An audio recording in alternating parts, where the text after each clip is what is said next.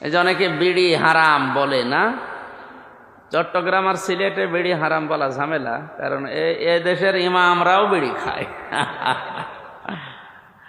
এগুলো আমাদের খুলনা বরিশাল বিভাগে একটু ঝামেলা আছে। ওই এলাকায় যদি কেউ বিড়ি খায়, তারে ইমামতি করা তো দূরের কথা, ওরে মসজিদ ঝাড়ু দিতেও দেবে না। এই তো চট্টগ্রাম বা সিলেটে আমি দেখেছি অনেক ইমাম বিড়ি খেতে খেতে ফেলে দিয়ে মুখটা কলি করে নামাজে দাঁড়িয়ে গেল। আল্লাহু আকবার। এটা আছে, এইটা আছে, তাও 7 বিজ্ঞান প্রমাণ করেছে 7 রকমের জিনিসের ভেতরে আছে। যদিও বিড়ি খাওয়ার জন্য আমি উদ্বুদ্ধ করছি না, কারণ এটা বানানোর জন্য যে জিনিস ব্যবহার করা হয় তামাক, এটা তৈরি হয় আবার কুষ্টিয়াতে।